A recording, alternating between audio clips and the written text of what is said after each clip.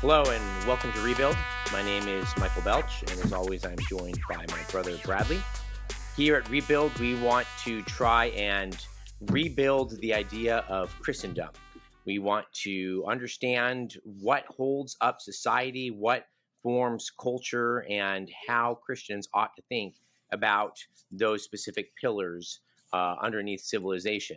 And we want to try and talk about what is threatening and eroding those pillars, and then what we can do individually and corporately and societally to try and rebuild those pillars and try and not necessarily return our civilization back to what it was, but seek to bring the principles that are true for all people in all time to bear on our modern context. And so we are so glad that you're here with us, and we are excited today to talk about the pillar of marriage and sexuality. And recently we had the opportunity to interview Eric Conn.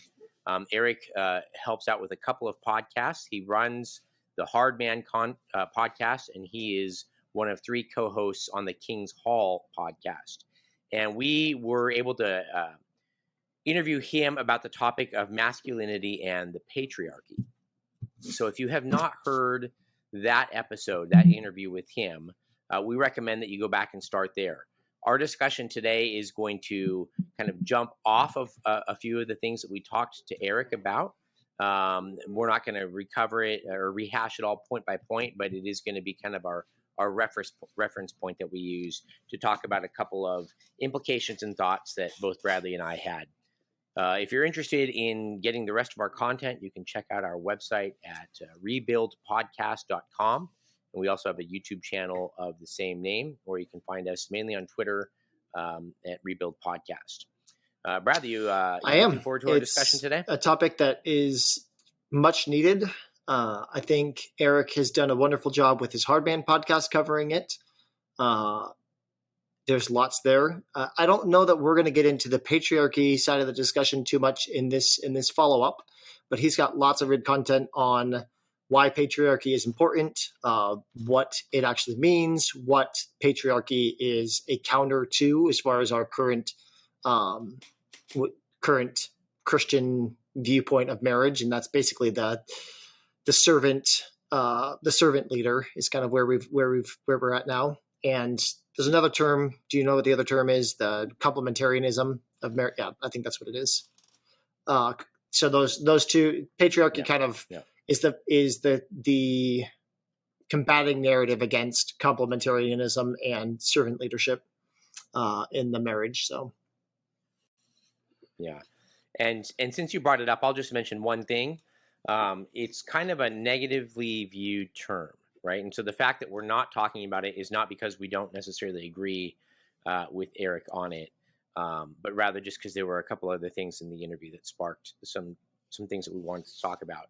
But I did very much appreciate the way that he linked the word patriarchy to the Latin root pater, which means father, and basically said that the universe is patriarchal because it traces its creation and its leadership back to the Father, who is God. And a year ago I may have thought, well, it's kind of silly, like obviously, why are you arguing about that? That seems a little bit of a debate about semantics. But recently I saw a video from Woke Preacher Clips about a church, and it really piqued my interest because it's a church here in Austin. Well, I'm not in Austin, but near me in Austin. And they had done a worship set where they had done the song Good, Good Father. And they had two women come up to the stage and talk about how we need to start understanding God as God the Mother. And these two women, one of them was a very well-known Christian speaker. And after they talked for a few minutes about God being the mother, they sang Good, Good Father, but they changed the lyrics to "You're a good, good mother." And I just thought, man, like the idea of patriarchy and God being the father and him instituting male leadership is under attack. It's not just a cultural thing anymore.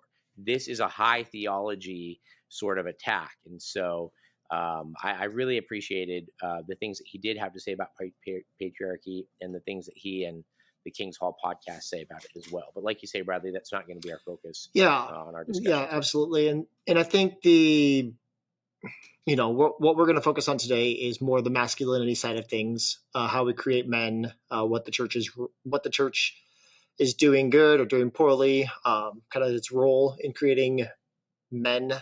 But I do want to point out that there is a hunger for this in the nation. You see it. There's lots of influential podcasters that are talking about this. I think of guys like Jocko, who's the Navy SEAL, who has a podcast, and his whole shtick is, get up at 3:45 and send a picture of your watch at 3:45 in the morning because you're going to work out. And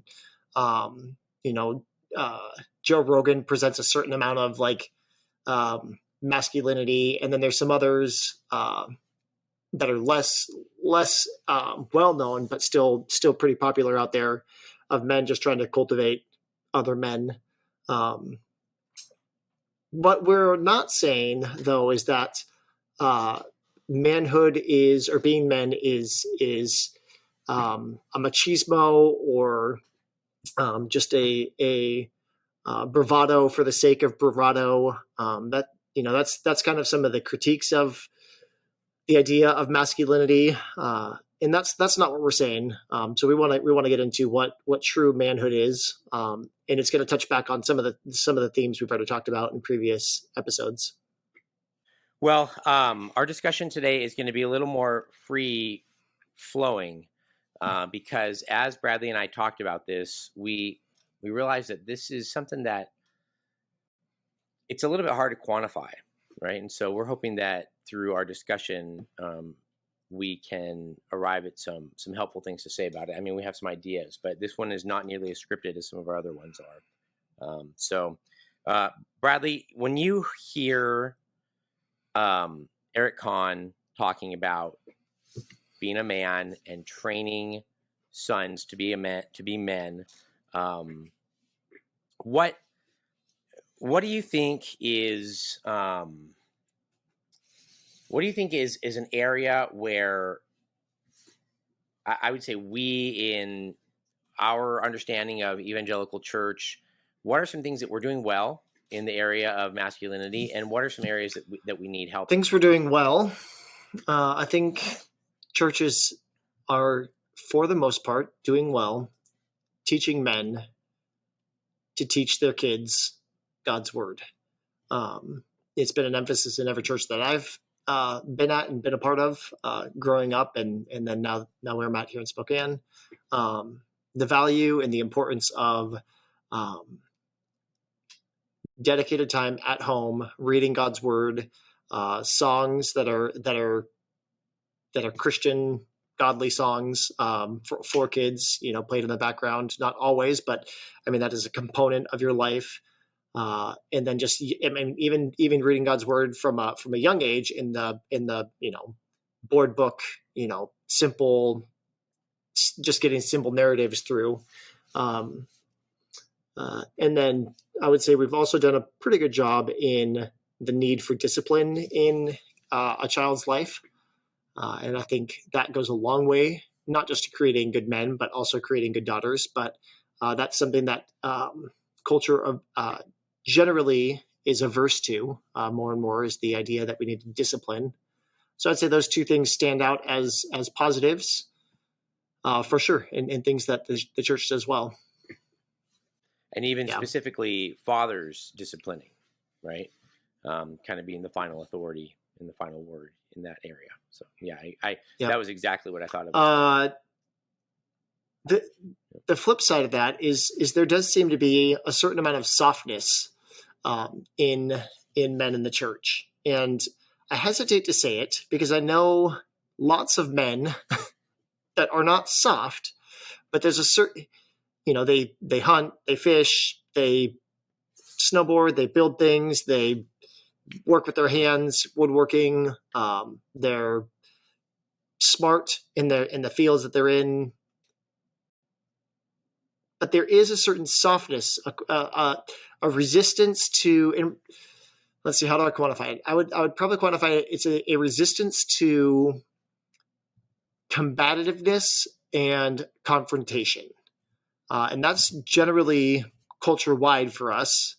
But would you agree that that when we talk about kind of a lack of manliness in a church, a big part of it is the lack of confrontation and the lack of willingness to engage, to step up and confront something? Yeah. I definitely would, and I'll just be honest at the front here. This is something I really struggle with personally. I have some fairly manly skills. I can build things, things like that. But when it comes to being willing to confront, I am more likely to be the one saying, peace, peace, or let's just wait and see. And I totally understand what you're saying, Bradley, because I think what it boils down to is I think, masculinity, people who are soft men, and I would include myself there a lot of the time, we are reluctant to engage the battle when the battle needs to be engaged and where the battle needs to be engaged. And there is kind of a perpetual, well, I'm not sure. And there's not, it's good to be cautious and not rush into things. But for my part, there's a tendency to want to wait and let other people do it, and then kind of come after the fact once they have blazed the trail or started the battle or that sort of thing. And, I think that one of the big keys of biblical masculinity, and Eric was talking about it a little bit, is the idea of tending the garden or the dominion over the earth. But under the fall, that cannot be a purely peaceful proposition. Before the fall, it would have been a proposition of harmony and peace. Hard work, certainly, right? Like Adam would have worked hard, his descendants would have worked hard, but there would not have been the confrontation against futility and against sin. And now, part of stewarding the earth means that when it's not being done in the right way, so when society is being run in immoral and wicked ways, or when my family has a problem, there is a need, in order to steward well, to confront the wrong ways and the wrong things that are being done. And that, it's so interesting when you look at the law. So much of what God calls sin is simply carrying out our stewardship duties in the wrong way. Not working for yourself, but taking from somebody else. Not being honest, but being willing to face consequences, that sort of thing. And so part of the reason why I think there can be men with good skills, and I'm including myself here again, who are maybe softer in their disposition, is simply that I'm willing to work hard, but I'm not willing to confront the wrong that is going on very often because of the personal risk or the inconvenience to myself. So that's kind of a tangent on a version of softness that I see really come through in myself primarily. Yeah.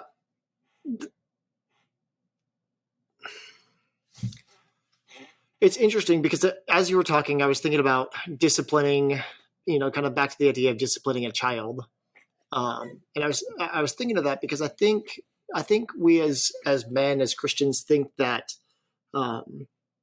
the fuss that we raise or the confrontation that we create isn't going to actually do anything or enough to change anything. Like if we can't guarantee that the confrontation we're going to have is going to 100% fix the solution or address the root issue or get to the bottom of it, then we don't engage, because what's the point? Then we're just creating conflict for no reason. But that makes me think of discipline, because when we discipline our kids, we know that it's not going to solve the root issue. It's not going to solve the heart. It's not going to solve the behavior. It's not going to create behavioral change from then moving forward forever. What it does is it puts in the back of their mind, the next time they go to do this, I'm going to have to deal, or I could potentially have to deal with this or that from mom and dad. And it makes them think twice about what they're doing. So in a lot of ways, I think that's what confrontation and conflict can create, even if we're not actually changing. And you think about it in the school settings, right? Public schools. Even if you're not changing the whole school system, if you go and you talk to your teacher, hey, I'm concerned about this training that's going on in the nation, right? Like whether you know or don't know if it's happening in that classroom, the simple bringing up of that point to your kids' teachers in the classroom, they are going to think twice about if that training comes across them. He's already brought it up. I had a conversation with him. If I proceed, there might be risk, because they think the same way we do. Like they don't want the conflict either. So when we give no resistance, it gives ground to letting wrongness, all of it. It gives ground to them to get away with it, to feel like they can get away with it. Yeah, and I guess just to be as clear and direct as possible, and at the risk of overstating it a little bit, I think that as we're talking about it now, and as we've been thinking about it, my own personal softness, and I think it's representative. I'm representative of people of my generation, younger generations, is that I have a sense that, well, I have a holy duty at home or in my heart, right? So I can work on my anger, I can work on my lust, I can work on my discipline, I can work to help the fruits of the Spirit, or the fruit of the Spirit roll out. I can be the father figure who has a huge impact on the direction of my children. But there's this sense where that kind of holy calling makes me less likely to engage against some of the real rampant wrongs that are going on in our society. And so the logic goes like this: well, I don't have to engage on the abortion issue or on the feminism issue or on the social justice issue, because I'm actually already doing some pretty holy and good work back at home. And for me, that's kind of a soft way out. I justify not entering those battles because I'm, quote unquote, already kind of in a little battle at home or against my own self. And I guess to be real pointed, I think that my own softness and our own softness in our generation is the softness of not wanting to go out and confront wickedness and evil that is creeping and now flowing like a flood into our society and into our churches and even into our children's lives. And when we don't go out and confront it, like Bradley, you were talking a while ago about people who go out and find videos on TikTok of kind of the fringe people who are very anti-God or very pro-LGBTQ stuff, and they post these little videos on TikTok. And there are conservatives and Christians who go out and they find those and they bring them to the light of day. And some of the response to that has been, why would you go out and do that? The answer is, what's on the fringe now in the future will be mainstream. And so I have justified kind of a softness, an unwillingness to confront culture in its wickedness by kind of assuaging my conscience by saying, well, I'm engaged in kind of a more holy or a more sanctified battle at home or in my own personal life. Yeah, engaging the conflict is one thing, but you're right. We actually, I think there is a aversion to even finding the things to engage as men. We will look the other way, and we will close our eyes, and like you're saying, bury ourselves in our home, focusing on the things of the home, in an effort, subconsciously or not, to simply not pay attention. And when we do pay attention, it's, oh, well, isn't that bad? Or isn't that ridiculous? Or that's over there, that's way over there. I can't engage with that. it doesn't spur us to, okay, well, that's there, which means it's probably close by. And if it's not, there's probably something else close by. Let me go find that to engage it. So what we spent some time with Eric going over a list of things that society would be better for if men did or didn't do, either all men, some men, or no men. We don't need to rehash that list, but what I found interesting about some of that conversation was that some of those things are manly because they prepare you for some of the things that we're talking about. And it seems weird to think that going out and hunting and shooting an animal prepares you for a willingness to, I don't want to say pull the trigger, but a willingness to engage with people in society. But it does. You have to be willing. You have to be doing things that train your body and your mind. And maybe not even train, but kind of free the body and the mind. Some of the things were like, having guys' nights with cigars and a whiskey on the side. Some of those activities aren't necessarily training, but they're a way of expressing thoughts man to man that then you can't find in certain contexts in certain ways. So. What are things we can do as men, as fathers, trying to raise boys? What are some of the things that we can kind of practically get to make us more engaged? Are you saying specifically? I'm saying, training of boys is a different animal. I'm just saying for us as men, just to do as men. Some of these things you'll be able to do with boys, with young men, but I'm more interested in some of the kind of cultural faux pas or things that we view as, oh, well, why that's silly. Why would you care about that we can kind of reclaim or reinstill in men. Right. Where we're living right now, we're renting, and it's a new house. And so there's like nothing that needs to be done to it. We can't really do a lot, like we can't plant plants or trees or things like that. However, I really want to work with dirt and land, and I want my kids to do that. And so we have a friend in our church who actually he's coming on pretty soon for one of our interviews, who has a little bit more land, and he's trying to kind of farm it and put gardens in and things like that. And so we have gone out, and we will go out, over the summer. And I'm just hey, we're going to come out for 4 hours on Saturday. Put us to work.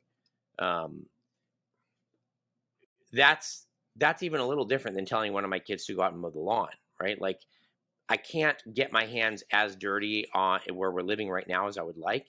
So I'm going to take my kids, and we're going to go get our hands dirty, and we're going to break a sweat, and we're going to see how this guy's plants are coming along. But the issue there is getting in hard work.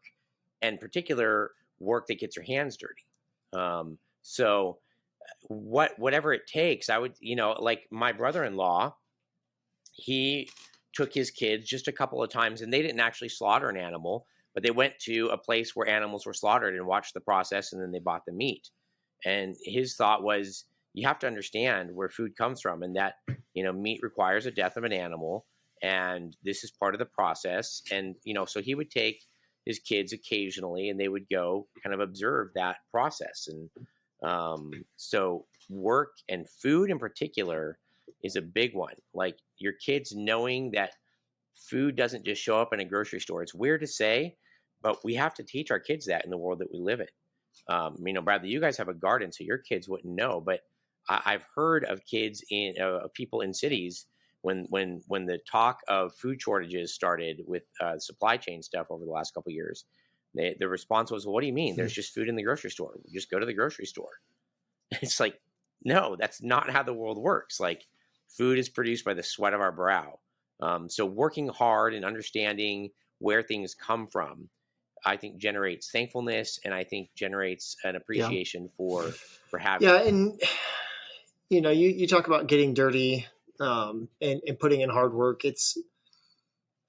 There is very little more rewarding than seeing the fruit of that labor. literally the fruit, or even just like, hey, that place looked kind of dumpy, and I put 4 hours of hard sweat and dirt into it, and it looks clean. It looks good. And those kind of things, they do trickle down to life as well. When we put in the mental work, or when we put in when we engage people, and we go, oh, this is a hard conversation that I need to have with people. You look and you go, I'm really glad I had that conversation. But you don't see the getting your hands dirty gives you the opportunity to see the reward of that, which is kind of how that translates. Which is simply the principle of doing hard things almost always pays off, right? So you want to be someone who does hard things. You want to be a man who's willing to do hard things, and you want to train your children to do hard things. And like you say, the fallout, or the application of that might come for them, when they're willing to have a hard conversation. But maybe they learned the value of the hard thing as you made them dig a hole to plant a tree or something like that. So yeah, and I'll add a note with nowhere to go from this, but shortcuts rarely pay off. So on that principle of doing the hard work, almost always pays off. Shortcuts rarely pay off. So don't try and cut corners. Don't try and do things half-heartedly. Don't say, oh, that's enough. Right. You should always be thinking of how you could do it better, how you could do it more efficiently, or even how you could do it all the way. Whatever it is that you're working on. Right. Yeah. It's gotten to the point where with my kids, I will now make them redo a chore, especially my older two, if they didn't do it really well the first time. Whereas when they were 5 or 6, they managed to wipe something down. Okay, good job. But that's not actually the chore. You're old enough now that you can do the chore. You can do it well. And also the attitude behind behind what you're doing it with too. I think another thing, and we talked about it in the follow-up to Lydia's podcast, the podcast we did with Lydia on literature. We as men can be reading. We can be diligent readers, teaching our kids how to read, not like teaching them how to read. Hopefully, that's being done regardless, but teaching them the importance of reading broadly. That gives people frameworks of how to think about things. We don't need to rehash that whole conversation we had in the follow-up, but that gives people frameworks about how to think about things, which just leads to critical thinking, something that's not a forte of our culture right now. It helps remove us from the quick clips of Twitter reactions and Facebook reactions. It forces us to think deeply about topics beyond just the little snippets. So that's one area that we can do better at as men, and churches can do. We mentioned it. Churches can do better at encouraging that too. Not even beyond encouraging, fostering. And I'll just say, actually fostering that. Yeah. I was just going to say, give your children, and especially since we live in a culture where feminism is the prevailing notion, give your boys stories that will inspire them. Have them read biographies of great men who risked it all, or who faced impossible odds to achieve what they achieved, and highlight those. Have a maybe a board of heroes or something like that, and put people up there that should be emulated. Obviously, no human is ever worthy of perfect emulation, right? Like even David had his major character flaws and moral failures and sins. But we would be foolish if we didn't say David loved the law of God. David fought wild animals and fought Goliath. David obeyed God most of his life. And we can do the same thing with other stories that will inspire our boys to be courageous and to be hardworking and to take risks. Yeah, I'm looking up. I'm looking up that's book. one other thing with literature. I don't know if I'll be able to find it this quick. I don't know if it was James Cook. The Hardman podcast talks quite a bit about a ship captain that wanted to explore Antarctica, and his task, his flyer for his commercial for drawing a crew was basically like, there's a good chance you're going to die, but if we don't, there'll be glory when you return. And it's, so there's a book on it. I can't think of the book off the top of my head. But those kind of stories, and our boys need them. We need them. We need heroes beyond Iron Man. Like Iron Man's fine as a light flick, whatever, but that cannot be the type of person that we aspire to be, because it's just not reality. And you mentioned it, but these men are all going to have flaws. They're going to be flawed men, because they are men. That's it. They're human. They're going to be flawed. Even George Washington, one of the most exemplar founding fathers of our country. Even he was a flawed man. He had slaves. He was blind to the slavery portion of his life. But that flaw does not overpower the immense amount of goodness that he had inside of him. So I think you're 100% right. We need good role models, and we're going to find good role models even in fictional characters. The Westerns have great stories. The classic Westerns have great stories of good, hard men that have flaws, that have character flaws. And they're good. They're great men in spite of the character flaws. And it's helpful to even identify those character flaws and say, this is something that you can be the greatest man, and you still need to watch out for this character flaw. So I would say reading gives you all kinds of opportunities to get into that. You see the struggles of fictional and non-fictional characters and how they handle situations. And I think we know we have a drawing to this. The anti-hero genre of TV series that's out here. I think that does the best job at getting into like, yeah, they're bad. The Breaking Bads, the Dexters. We know there's something intrinsically bad about what they're doing, but we also know that there's something about what they're doing that is manly. Lori and I just watched a movie about a month ago about some moonshine runners during the Prohibition in Kentucky. I think they were in, and it's based on a true story. And yes, they were breaking the law and running a moonshine operation. But the sheriff in the area was also corrupt, and the district attorney in the area was also corrupt, and they were threatening to shut these guys down if they didn't get a piece of the action. And so you instantly see, these people that are folding down their shop, and this one family that the story is about, is willing to stand up against it and say, you know what? No. And you're like, they're not great people, but they are manly. There is a manness in that to say, this is my turf, this is my territory, and I will defend it. So yeah, I don't know. We find all kinds of good stories out there and we know we're looking for it too, I think, is the other aspect of it. Now we just need to be it. And Bradley, as you say that, I think there's a core there that runs through so much of what calls out to especially men, right? And that is the principle of defending. And we in society, we want someone who will defend the weak. I mean, a lot of the social justice controversy is people who are misguidedly thinking that they're doing what is right for the weak. They're defending the weak.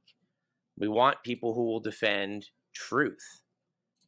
This ought to resound in our souls, right? We want people who will defend and protect what is right and good and true. And I just think that we need to call men to see that the defense of what is good and right and true is maybe a little bit more broad than we have thought for a long time. Like stop minimizing that pull within you to defend what's good and right and true, and start seeing that as part of your God-given role, and something that you should not be caught unawares. Like we ought to be preparing and training, doing hard things, getting mindsets and skills that prepare us to defend, both in the moment and also in the long defenses of truth and the battles of truth and the battles for justice and all of those things. So I really think that, as you say, that defending, the courage to defend is really a lot of what the core of. Yeah, and it's interesting because the stories in the movies that you watch of particularly soldiers, obviously you say defend and you're going to go to kind of the soldier genre. But what's interesting about it is the hardest part about it is watching them leave their family, not with uncertain future. Like, especially when you go back to the, times before easy communications, they would leave their family and not know if they were ever going to see him again and not be able to communicate what was going on as it was going on. And I say that because I do think there is an aspect of men being willing to pull away from their family a little bit. Again, I talked about this specifically in the Lydia response, but I do think men need to be able to pull away from their family in order to prepare for defenses. With the last response, it was specifically about prepare in reading. But men need to be, and maybe even just build up that muscle of, I can pull away from you guys and that's okay. Because when the time comes when you actually do need to pull away, it's going to be a lot harder to pull away from the, to create the time needed. If you go from spending all of your time and all of your days off with your family and kids, that is good to a degree. But then when you actually are needed on the front lines, so to speak, and you actually need to put serious time into studying defenses for the arguments you want to make against, the school boards or the teachers or your work, like that's going to require you to pull away to a degree. Now, again, I hate that we have to caveat everything, but I'm not saying men don't be involved in your families. I'm simply saying train yourself to take time to prepare yourself for that defense. It's going to take time. Your wives aren't always going to be happy about it. Like, there are things that your wife may feel like you're neglecting, and that is going to be okay. You're going to have to work through that. But you need to be able to, when needed, pull away for that battle, whatever it is, whether it's a physical battle, a mental battle, a battle at work. It's something we need to kind of reinstill the okayness, kind of break that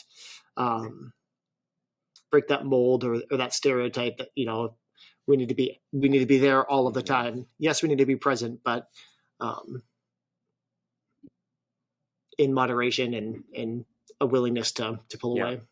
And again, that is pulling away in service of your role as a man, right? Not in service of just having an afternoon where you don't have to deal with your kids, right?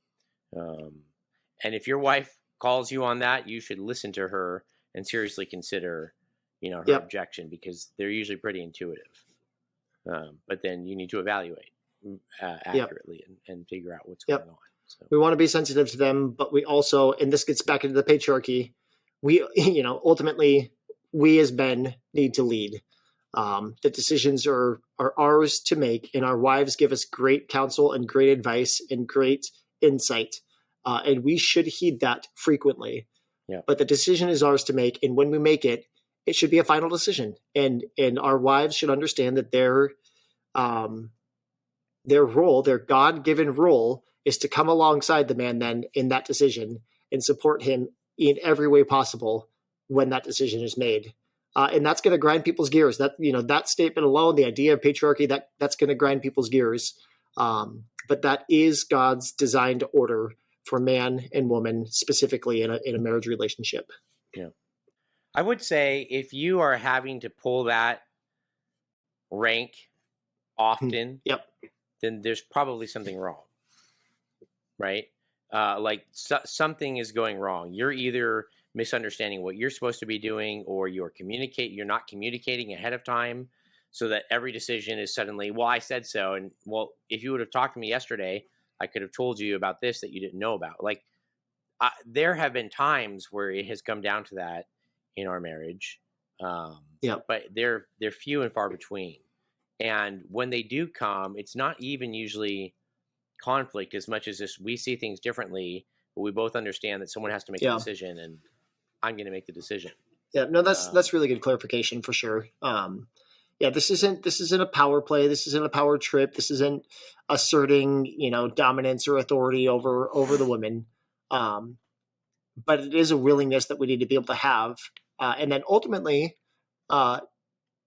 take the responsibility, and this is part of protecting too, take the responsibility, take the repercussions when things fall out and don't go well because of a decision you made. You need to be the brunt bearer of that decision. And when things go well, you deflect that glory to, your supportive family, your wives. I mean, you share that glory in that decision. But it is not a bravado for bravado's sake. It's simply being willing to lead in hard times. And most often those decisions do come to hard decisions, hard time choices. They're not petty, light, like, no, I said we're going to the Olive Garden tonight, not McDonald's, that's not the kind of pettiness we're talking about. We're talking about hard choices. I would also say on that vein, if you don't find yourself having to make some of those hard choices sometimes though, then that might be a red flag for me as well. Like, we as men should strive to face hard things. Not that we want to, put ourselves in, unnecessary danger or unnecessary risk, but we should strive for being a part of the fight, and that fight is going to lead to tough decisions and tough choices. Agreed. And I find that sometimes if I'm not making hard choices, I'm allowing them to fall on my wife, right? And then she is really bearing the responsibility for those. Because if I've abdicated my responsibility to make the final decision, there's a very good chance that I'm going to abdicate the responsibility to be the one that kind of bears up under the consequences for it. And so I think in that way, we neglect our duty to be responsible and to bear the responsibility. People think so often that when a man is making the final decision, it's a power play. You just said this. I just want to restate it. Often it is a call to protect. Like, if I make a decision about, an investment, ultimately I'm responsible for that decision. I am also responsible for the consequences of that decision. But if I make my wife responsible for it, and now she's responsible for the consequences, I'm not protecting her. I'm letting those fall squarely on her. And in this way, Christ sacrificed himself for the church, right? He shielded his bride from consequence. And he bore the consequence. And so in this way, I think we get it wrong. We are taking authority and responsibility in order to be the one who bears the brunt of the consequence also. I can't think of a better way of saying it. I think that's also a pretty good spot to kind of wrap this one up. Our desire really is just to see men shake some of the rust off, get a little bit of aggression back inside them. We don't need to go start fights unnecessarily, but there are plenty of fights to be engaged in. And it is our call as men of God to be engaged in the fight as it's raging, not afterwards. So if you don't know where there's a fight, then you got something wrong. If you don't know how to fight, then you got something wrong. And Michael and I are not. Michael's been very honest, and I share the same. Like, I've got a bit more, in Spanish we say chispa, but, or at least in Venezuelan Spanish, a little bit with spark. But that doesn't mean that I like confrontation, and I easily deflect my responsibilities as well. So we're in this with you. We are by no means experts in this, but we want to be encouraging and challenging at the same time. So